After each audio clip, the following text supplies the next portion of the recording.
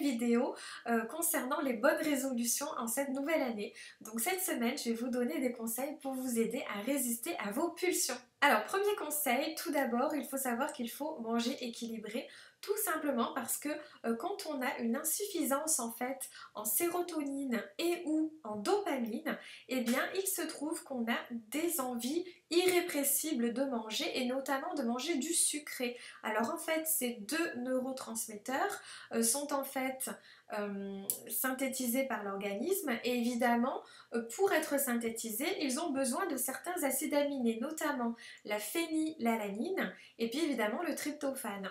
Donc on trouve ces deux éléments dans les fruits oléagineux, par exemple les noix, les noisettes, les amandes, et puis dans les produits laitiers, les volailles et les œufs. Donc si vous avez ces aliments-là dans votre quotidien, forcément vous aurez beaucoup moins tendance à avoir des fringales de sucre. Petite astuce aussi, vous pouvez également avoir toujours une corbeille de fruits dans votre salon ou dans votre cuisine bien en évidence parce que très souvent quand le cerveau en fait voit des couleurs au niveau des fruits par exemple dans une pièce, en fait ça va induire le cerveau, ça va le satisfaire et du coup vous aurez moins tendance à avoir envie de manger. Donc évidemment si vous avez quand même faim, vous pouvez prendre un fruit de la corbeille sans problème, mais c'est vrai que tout ce qui est coloré ça joue comme ça sur le cerveau. Lorsqu'on a une pulsion et que cette pulsion n'est pas liée à la faim, ce que vous pouvez faire c'est aller vous occuper en faisant une activité que vous aimez. Par exemple aller marcher, commencer une peinture, aller au cinéma, voilà, d'essayer de vous occuper un maximum, de faire quelque chose que vous aimez faire évidemment pour justement occuper votre cerveau et vous éviter de grignoter. Ensuite je peux vous donner la recette d'une tisane apaisante que vous pouvez boire une fois comme ça ou alors que vous pouvez faire d'avance et puis conserver au frigo pendant 2 jours. Donc en fait il vous faut un mélange de diverses plantes que je vais vous citer et de ce mélange vous prenez une pincée en fait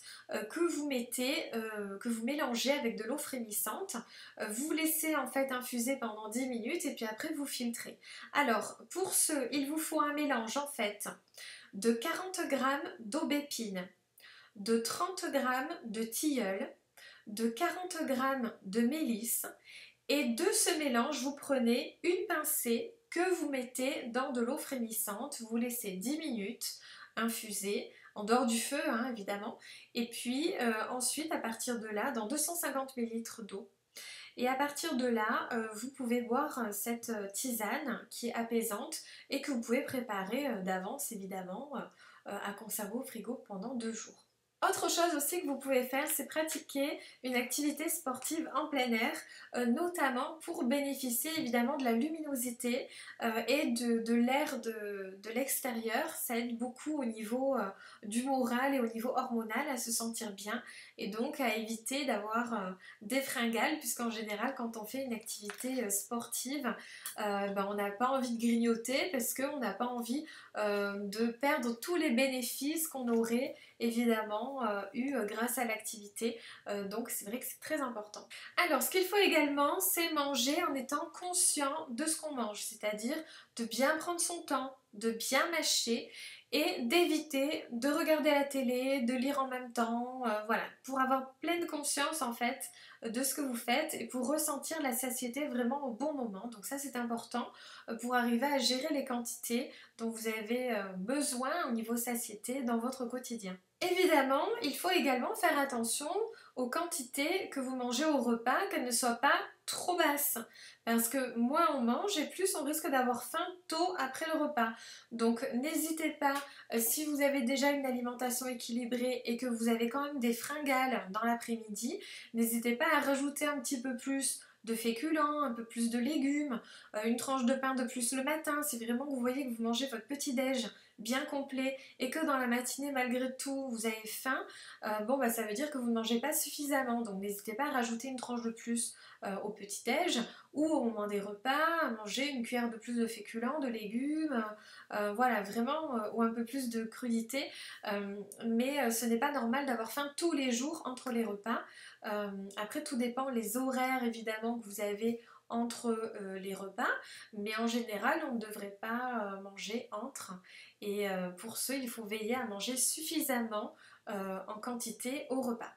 Autre conseil, il faut anticiper en fait la période du syndrome prémenstruel, et je sais que beaucoup de femmes sont dans ce cas, c'est-à-dire que par exemple la semaine avant les règles ou la semaine pendant les règles, elles ont tendance à avoir des fringales pas possible, et du coup à manger plus que de raison sans jamais ressentir la satiété. Donc ça c'est un problème hormonal évidemment, et c'est normal, hein. Il y a énormément de femmes qui sont dans ce cas, donc il ne faut pas s'inquiéter. Par contre on peut anticiper, c'est-à-dire en consommant un petit peu plus de protéines, notamment des protéines maigres, pour vous permettre justement d'apporter des protéines et donc de vous caler davantage et d'éviter d'avoir des fringales, notamment de sucré. Par contre, il faut limiter tout ce qui est légumes secs parce qu'ils vont en fait apporter des phytoestrogènes qui eux peuvent aggraver par contre le phénomène du syndrome prémenstruel, puisque c'est un phénomène hormonal hein, uniquement.